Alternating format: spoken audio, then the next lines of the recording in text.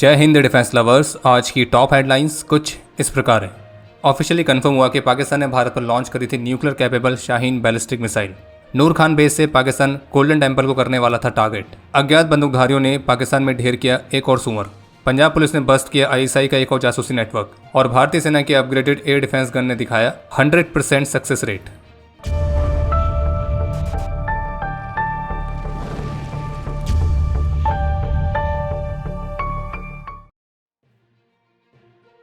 भारतीय सेना की तरफ से ऑपरेशन सिंदूर को लेकर एक नई ऑफिशियल वीडियो जारी की गई है और जिसमें इस बात का खुलासा किया गया कि पाकिस्तान ने भारत के खिलाफ Chinese A100 multiple rocket launchers, Fateh one और फतेह-2 रॉकेट्स और अपनी न्यूक्लियर कैपेबल मीडियम रेंज की बैलिस्टिक मिसाइल शाहीन 3 को भी लॉन्च किया था, जिसे भारत के S-400 एयर डिफेंस सिस्टम ने सफलतापूर्वक न्यूट्रलाइज कर दिया था। और इस दौरान पाकिस्तान ने जो अधिकतर रॉकेट्स और मिसाइल्स फायर करी थी, जिनमें चाइनीज PL-15 मिसाइल भी आती है, तो उन सभी ने अपने टारगेट्स को एक अच्छी खासी कई माइल्स की दूरी से मिस किया है। और पाकिस्तान के इस हमले के बाद फिर भारत ने किस तरह से जवाबी कार्रवाई करी थी, तो उसकी झलक भी इस वीडियो में दिखाई गई है। और जिसमें खास तौर पर आप स्मर्श मल्टी लॉन्च रॉकेट सिस्टम्स की डिप्लॉयमेंट को भी देख सकते हैं, जो कि दिन और रात स्थिति में आपको फायर करते हुए दिखाई देंगे। और इस बात की भी पूरी संभावना है कि स्मर्श के अलावा पिनाका रॉकेट सिस्टम्स को भी फायर किया गया था। इसके अलावा आज अमृतसर में भारतीय सेना ने इस बात का डेमोन्स्ट्रेशन दिया है कि कैसे आर्मी के एयर डिफेंस सिस्टम्स ने अपने upgraded L-70 air defence guns जैसे अन्य सिस्टम्स के साथ अमृतसर के गोल्डन टेम्पल और पंजाब की अन्य सिटीज़ को पाकिस्तानी मिसाइल्स और ड्रोन अटैक से बचाया था। और इसी दौरान ANI न्यूज़ एजेंसी के साथ बात करते हुए अमृतसर में तैनात आर्मी एयर डिफेंस यूनिट के एक ऑफिसर के हवाले से बताया गया है कि 7 मई को जब हमने पाकिस्तान और पाकिस्तान ऑक्यूपाइड जम्मू कश्मीर में आतंकी इंफ्रास्ट्रक्चर्स को आइडेंटिफाई करके हिट किया था, जिसमें मुरीदके में स्थित लश्कर का हेडक्वार्टर भी शामिल था, तो हमें इस बात का अनुमान था कि पाकिस्तान जवाबी कार्रवाई करेगा और हमारे मेन एयर बेसेस और मिलिट्री इंस्टॉलेशंस को टारगेट करने की कोशिश करेगा। लेकिन पाकिस्तान ने अपने कुछ कामिकाज़ी ड्रोन्स और सरफेस टू सरफेस और एयर टू सरफेस मिसाइल्स को डायरेक्टली भारत के पवित्र स्थान गोल्डन टेम्पल की तरफ फायर किया था। और लगातार 3 दिन तक भारत के किसी भी एयर बेसेस या मिलिट्री इंस्टॉलेशंस पर कोई भी बड़ा नुकसान ना कर पाने के चलते पाकिस्तानी सिविलियन एरियाज, गुरुद्वारा साहिब और अदर ऐसी एरियाज को अपने कामिकाज़ी ड्रोन्स और रॉकेट्स की मदद से टारगेट करने का प्रयास किया था। लेकिन इन सभी प्रयासों को हमने सफलतापूर्वक इंटरसेप्ट किया और बहुत ही प्रिसिशन के साथ उन सभी एरियल थ्रेट्स को शॉट डाउन किया गया। और इस पूरी घटना के दौरान अमृतसर में ही तैनात आर्मी के एक सिंगल एयर डिफेंस यूनिट के केवल 10% तक के ही एम्यूनेशन इस्तेमाल हुए थे। बाकी इस दौरान भारत की फोर्सेस ने पाकिस्तान द्वारा लॉन्च किए गए कामिकाज़े ड्रोन्स, कुछ माइक्रो ड्रोन्स जो कि अधिकतर टर्किश ओरिजिन के ही हैं, तो उनको रिकवर भी किया है। और हाँ, बाकी इस दौरान हमने अलग अलग एयर डिफेंस सिस्टम्स की बात जरूर करी है, जैसे कि आकाश, S-400 MRSAM। लेकिन इन सब में जो L-70 एयर डिफेंस गन्स हैं, तो उनका भी बहुत बड़ा योगदान था एरियल थ्रेट्स को न्यूट्रलाइज करने में। और भारत की जो इस तरह की एयर डिफेंस गन्स है वो अभी से नहीं बल्कि बहुत पहले से ही पाकिस्तान को मजा चखाते आ रही है। और ऐसा ही एक इंसिडेंट 1971 के वॉर के समय भी हुआ था, जब भारत की एयर डिफेंस गन्स ने पाकिस्तानी फाइटर जेट्स को ही शॉट डाउन कर दिया था। और इस इंसिडेंट पर एक बहुत ही कमाल की एनिमेटेड वीडियो भी हमने अपने इस चैनल पर पहले अपलोड करी है। अगर आपने वीडियो नहीं देखी है तो उस वीडियो को जरूर देखिए और ज़्यादा से ज़्यादा शेयर भी कीजिए। लिंक इस वीडियो के डिस्क्रिप्शन में मिल जाएगा। ANI न्यूज़ एजेंसी के साथ बात करते हुए 15 इन्फेंट्री डिवीज़न की GOC की तरफ से स्पष्ट रूप से कहा गया है कि भारतीय सेना को पाकिस्तानी फौज की सभी कमियों, खामियों और मजबूरियों की पहचान है और हम जानते हैं कि पाकिस्तान हमेशा कायराना कार्रवाई करेगा और भारतीय सेना हर स्थिति से निपटने के लिए तैयार है और पाकिस्तान कभी भी इसका खुद दुस्साहस नहीं करेगा। लेकिन अगर पाकिस्तान ने दोबारा से आतंकवादी को सहारा लिया तो याद रहे, ऑपरेशन सिंदूर केवल स्थगित किया गया है, खत्म नहीं हुआ है, उसका विकराल रूप अभी बाकी है। बाकी जैसा कि भारतीय रक्षा मंत्री भी कह चुके हैं कि ऑपरेशन सिंदूर केवल एक ट्रेलर मात्र था, अगर जरूरत पड़ेगी तो हम पूरी पिक्चर भी दिखाएंगे। और ये बात तो खैर पाकिस्तान को भी समझ में आ रही होगी कि अगर ये केवल ट्रेलर था तो भाई पूरी पिक्चर कैसी होगी। हमें तो पूरी उम्मीद है कि पूरी पिक्चर में शायद ही पाकिस्तान बचे और हम यही कहें कि एक था पाकिस्तान। बाकी इसी तरह से भारतीय सेना के एक और वीर योद्धा ने मीडिया के साथ इंटरेक्शन में बताया है कि कैसे 8 और 9 मई की रात को पाकिस्तान की तरफ से घुसपैठ करने के प्रयास किए गए थे और उन्होंने अचानक से हम पर फायर शुरू किया, लेकिन हमने भी जवाबी कार्रवाई में अपने दुश्मन पर एक्यूरेटली फायर किया और उनके घुसपैठ के प्रयासों को नाकाम कर दिया। और हमारी फायरिंग का परिणाम कुछ ऐसा था कि सुबह तक जो दुश्मन था वो अपने घुटनों पर आ गया था और उसने अपनी पोस्ट पर व्हाइट फ्लैग लहरा दिया था। और भारतीय सेना के इस वीर योद्धा का क्लियरली कहना है कि हम अपने देशवासियों को सुनिश्चित करना चाहते हैं कि जब तक बॉर्डर्स पर भारतीय सेना तैनात है, कोई भी इस देश की तरफ आंख उठाकर भी नहीं देख सकता है। इसके अलावा आप सभी को याद होगा कि कैसे 9 मई की आधी रात को पाकिस्तान ने अचानक से प्रेस कॉन्फ्रेंस करके रोना शुरू किया था कि भारत ने आदमपुर और अमृतसर से उनकी तरफ कई सारी मिसाइल्स फायर करी हैं और पाकिस्तान के प्रोपेगेंडा विंग ISPR भारत को इन सभी चीज़ों के लिए ब्लेम कर रही थी कि वो हमें टारगेट कर रहे हैं। लेकिन इस प्रेस कॉन्फ्रेंस के पीछे का जो एक्चुअल रीज़न है वो अब निकल के सामने आया है कि पाकिस्तान ने अचानक से ऐसी प्रेस कॉन्फ्रेंस करके इस तरह के दावे क्यों किए। असल में वो अपने उस हरकत को छुपाना चाह रहे थे जिसमें उनका मेन पर्पस था उनके नूर खान बेस से अमृतसर को डायरेक्टली टारगेट करना, और अमृतसर में भी खास तौर पर गोल्डन टेम्पल को। और जैसे ही भारत की इंटेलिजेंस को पाकिस्तान की इस हरकत के बारे में पता लगा तो फिर भारत ने बिना कोई देरी करते हुए पाकिस्तान के हमला करने से पहले ही पाकिस्तान के नूर खान बेस को तबाह कर दिया। अगर भारत ऐसा नहीं करता तो पाकिस्तान अपने इसी नूर खान बेस से भारत के अमृतसर में कुछ महत्वपूर्ण साइट्स को टारगेट करने वाला था। और जब भारत ने पाकिस्तान की नापाक कोशिश को समय से पहले ही नाकाम कर दिया तो फिर पाकिस्तान को मजबूरी में अपने प्रोपेगेंडा का ही सहारा लेना पड़ा अपनी इस नाकामी को छुपाने के लिए। और हाँ, बाकी अपनी नाकामी को छुपाने के लिए पाकिस्तानी मिलिट्री के जो प्रवक्ता हैं वो कुछ ऐसे भी कहते हुए दिखाई दिए कि हमने भी भारत के ड्रोन्स को शॉट डाउन किया था, लेकिन उनमें से कुछ ड्रोन्स को हमारे सिविलियंस उठा के ले गए हैं। बाकी फैक्ट ये है कि भारत ने तो केवल जवाबी कार्रवाई करी है, और वो भी बहुत ही प्रिसाइज तरीके से, बिना किसी कोलैटरल डैमेज के। बाकी जिस तरह से पाकिस्तान ने अपनी शाहीन जैसी बैलिस्टिक मिसाइल ही भारत पर लॉन्च कर दी थी, और अगर भारत भी सिमिलर से एक्शन लेते हुए अग्नि सीरीज की कोई बैलिस्टिक मिसाइल लॉन्च कर देता तो अभी जो पाकिस्तान को डैमेज हुआ है तो उस डैमेज को आप और डबल कर सकते हैं, क्योंकि पाकिस्तान की बस की नहीं थी कि भारत की इस मिसाइल को रोक सके। और इस 4 दिन के अंदर भारत ने जो कैपेबिलिटी दिखाई है वो उसके एक्चुअल कैपेबिलिटी का बहुत थोड़ा सा हिस्सा है, और उस थोड़े से हिस्से ने ही पाकिस्तान की 20% से अधिक मिलिट्री कैपेबिलिटीज को खत्म कर दिया।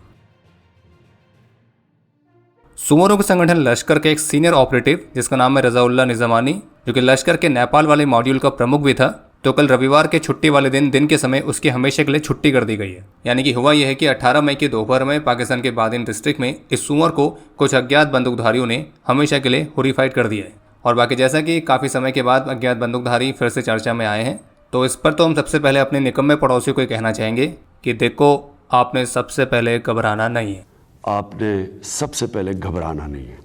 ऐसी भी रिपोर्ट्स निकल के सामने आई हैं कि 7 मई को जब भारत ने ऑपरेशन सिंदूर के तहत पाकिस्तान और पाकिस्तान ऑक्यूपाइड जम्मू कश्मीर में आतंकी इंफ्रास्ट्रक्चर्स को प्रिसाइसली टारगेट किया था, तो फिर उसके बाद मसूद अजहर और पाकिस्तानी आर्मी चीफ आसिम मुनीर के बीच डायरेक्ट बातचीत हुई थी। और ओपन सोर्स इंटेलिजेंस की तरफ से किए गए खुलासे के मुताबिक आसिम मुनीर ने मसूद अजहर को इस बात का आश्वासन दिया था कि भारत के प्रिसाइज स्ट्राइक्स में सुमर मसूद अजहर की फैमिली के जो मेंबर्स भी होरीफाइड हुए हैं तो उनका बदला वे भारत से जरूर लेंगे। पर हुआ ये कि पाकिस्तानी मिलिट्री ने अपने सुमोरों का बदला लेने के चक्कर में अपने खुद के ही भविष्य को सेंटर ऑफ ग्रेविटी की तरफ और भी तेजी से धकेल दिया। एयर बेसिस तबाह हुए, उनके so called advance defence systems तबाह हुए, पाकिस्तानी सोल्जर्स की मल्टीपल कैजुअलिटीज हुई, और इज्जत वो तो खैर कभी थी नहीं, तो उसके तबाह होने का कोई मतलब बनता नहीं है। और आगे बढ़ने से पहले आपको सूचित कर दें कि ऑपरेशन सिंदूर की सफलता से प्रेरित होकर हमने Squadron.in पर ऑपरेशन सिंदूर की कुछ एक्सक्लूसिव मर्चेंडाइज को लॉन्च किया है, और जिसे आप स्पेशल डिस्काउंट में प्राप्त कर सकते हैं। बस उसके लिए आपको एक स्पेशल कूपन कोड का इस्तेमाल करना है, और वो कूपन कोड है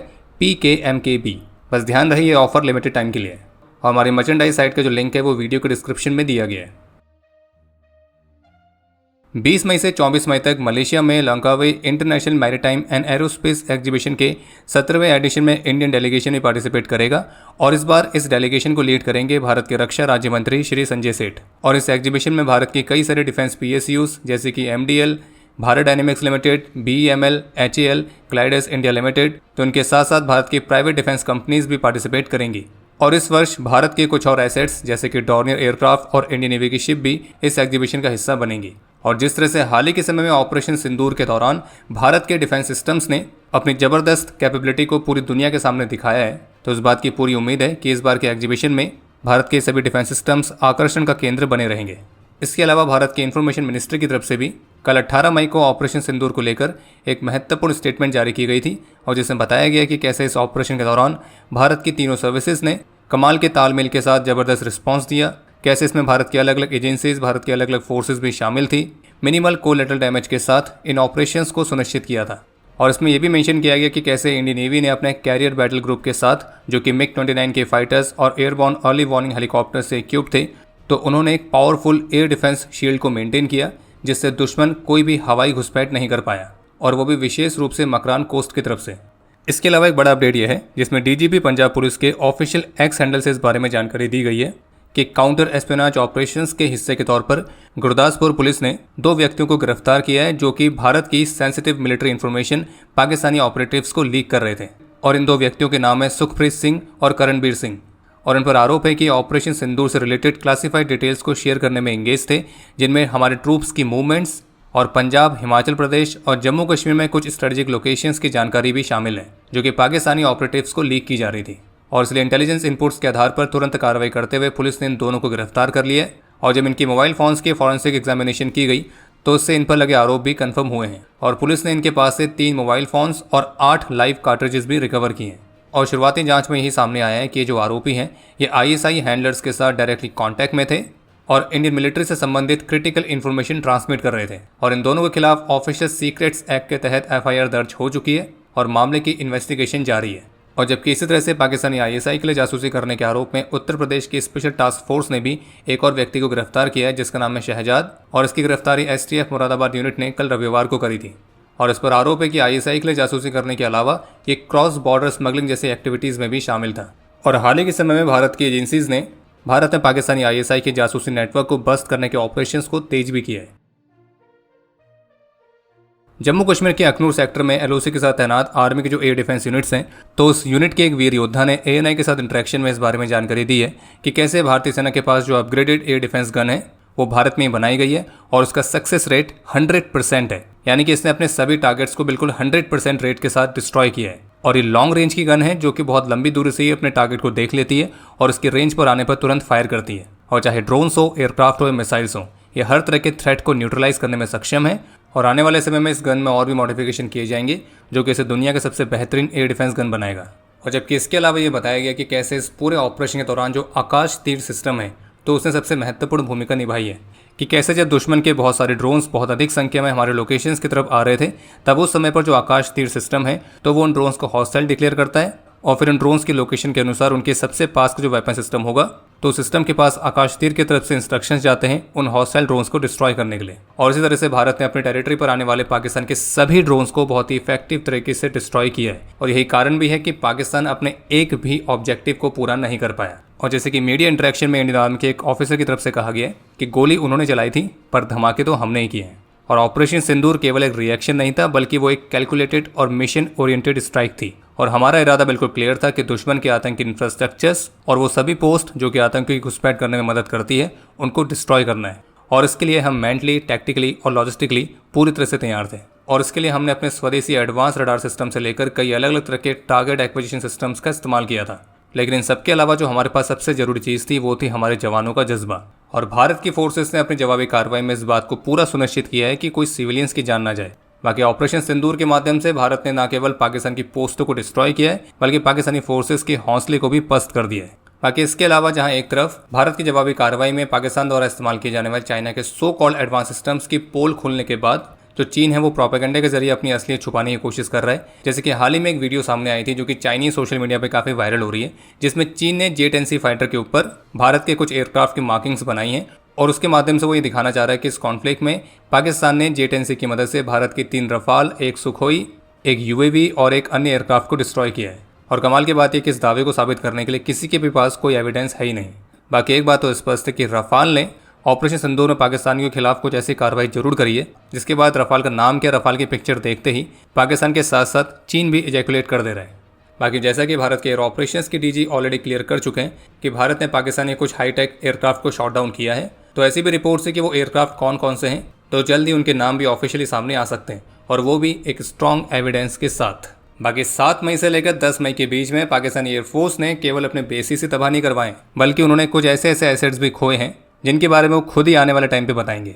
और हाँ, वेस्टर्न मीडिया में जो भारत के 6 जेट्स को शॉट डाउन किए जाने वाले आप अलग अलग मीडिया रिपोर्ट्स देखेंगे तो अगर आप उन सभी रिपोर्ट्स के ऑथर को चेक करेंगे तो वो सारे ही ऑथर पाकिस्तानी हैं। बाकी पाकिस्तानी जनता की हम क्या ही बात करें, वो तो अभी भी यही मान के चल रहे हैं कि उनकी जो नंबर 1 एयरफोर्स है उनके एयरक्राफ्ट दिल्ली तक पहुँच गए थे। पर खैर, हम फिर से इस बात को दोहराते हैं कि एक होते हैं टूतिए, फिर आते हैं महाटूतिए और फिर आती है पाकिस्तान की इस तरह की आवाम। चलिए, बाकी अब समय है आज के इतिहास का। आज एक दिन 1999 में जम्मू कश्मीर के अनंतनाग में अपने अदम्य साहस और वीरता का परिचय देते हुए मेजर अजय कुमार वीर गति को प्राप्त हुए थे और इन्हें मरणोपरांत सेना मेडल से सम्मानित किया गया। आज एक दिन 1999 में .5203 पर अपने अदम्य साहस और वीरता का परिचय देते हुए सूबेदार लोबजांग छोटक वीर गति को प्राप्त हुए थे और इन्हें मरणोपरांत वीर चक्र से सम्मानित किया गया। और आपके लिए आज का प्रश्न है कि कारगिल वॉर के समय भारतीय नौसेना के ऑपरेशन का नाम क्या था। और अब समय है आज के टॉप 3 कमेंट्स का, जो ये रहे आपकी स्क्रीन पर।